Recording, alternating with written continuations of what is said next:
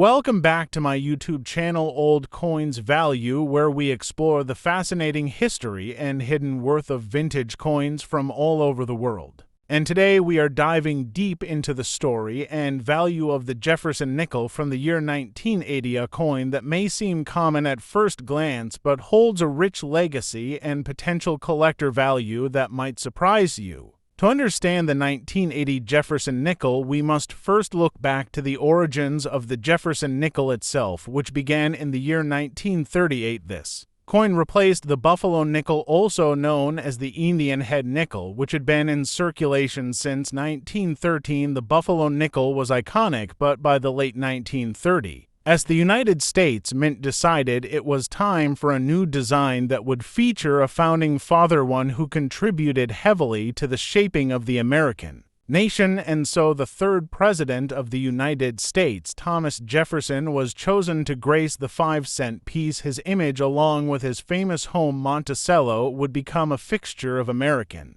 currency for many decades to come. The new design was created by artist Felix Schlag, a German-American sculptor who won a national design competition. Schlag's original version of Monticello was modified before the final design was approved, and the first Jefferson nickels were struck in 1938. The obverse or front of the coin featured a left-facing portrait of Jefferson, while the reverse or back displayed Monticello, the neoclassical Virginia home that Jefferson himself designed and built. From 1938 onward, the Jefferson nickel became a staple in American pockets, purses, and cash registers. But during the early years of World War II, the composition of the coin had to be changed due to the wartime need for nickel metal. From 1942 to 1945, Jefferson nickels were made from a silver alloy known as the wartime nickel, consisting of 35% silver, 56% copper, and 9% manganese. These nickels can be identified by a large mint mark placed above Monticello on the reverse, including the rare and sought after 1943 P1944D and 1945S nickels, which today carry significant numismatic value depending on their condition. After the war ended in 1945, the composition returned to the standard copper-nickel alloy of 75% copper and 25% nickel, which remained the same all the way through to the 1980 version of the coin, which we are focusing on in this video. Now let us zoom in on the year 1980, a year that may not seem historically significant at first glance, but in the world of coin collecting, every year tells a unique story. In 1980, the United States was experiencing a time of transition, both economically and politically. Inflation was high, the economy was volatile, and there was a growing interest in collecting coins, not just as a hobby, but as a hedge against the uncertain economy. The U.S. Mint produced Jefferson nickels at 3 locations in 1980: Philadelphia, Denver, and San Francisco, and each of these carries its own distinguishing marks and characteristics. The 1980 Jefferson nickel with no mint mark was struck at the Philadelphia Mint, and this was actually the last year before Philadelphia began regularly adding a P mint mark to its nickels in 1981, so the 1980 Philadelphia issue holds a special place as the end of an era. The Denver minted coins bear a D mint mark and are generally very common, but high-grade examples, especially in MS66 and above, can be surprisingly difficult to find and therefore more valuable. The San Francisco Mint produced proof coins, which were not intended for circulation, and these are of particular interest to collectors because of their high-quality finish, mirror-like fields, and frosted details. It is important to know that in 1980, the total mintage for Jefferson nickels was substantial, with over 550 million struck in Philadelphia, over 730 million struck in Denver, and more than 3 million proof coins minted in San Francisco. This means that for everyday circulation, the coin is quite common, but not all coins are created equal.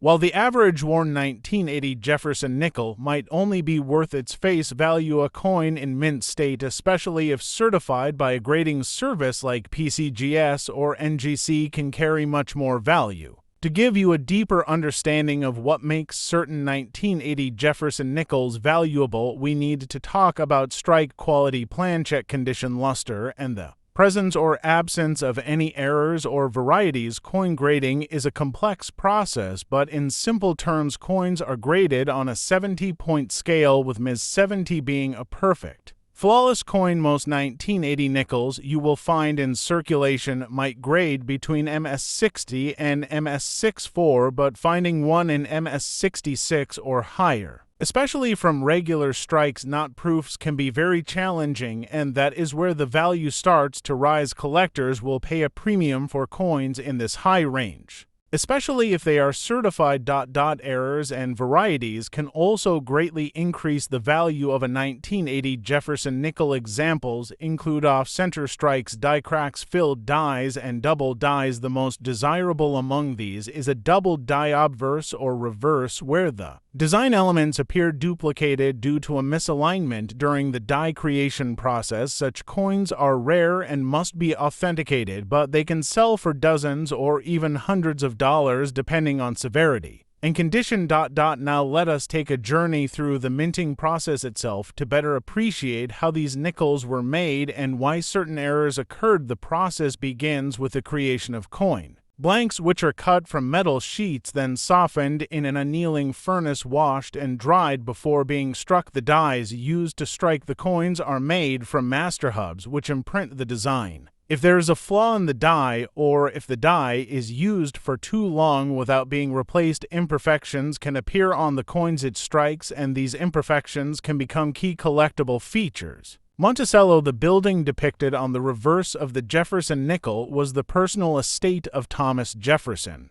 and is a symbol of his architectural genius and philosophical beliefs. In fact, the depiction of Monticello on the nickel has changed very little over the decades, with only minor modifications until the design overhaul in 2004. As part of the Westward Journey nickel series, the 1980 Jefferson nickel stands as one of the last classic design issues before this modern update. When it comes to collecting Jefferson nickels, many collectors build date and mint mark sets, trying to get one of each from every year and every mint. Others look for high-grade examples or rare varieties, while some enjoy collecting proof issues due to their pristine appearance. The 1980 issues offer opportunities in all these areas, especially for collectors who appreciate the transitional significance of the year. To understand just how valuable these coins can become, let us look at some auction results over the years. A 1980 Jefferson nickel graded MS67 Full Steps by PCGS sold for over $1,000 in a public auction. Another example of a 1980 no mint mark nickel graded MS66 also sold for hundreds due to its exceptional strike and preserved luster. The term full steps refers to the clarity and completeness of the steps on Monticello, a small detail that requires a perfect strike and can significantly increase a coin's value.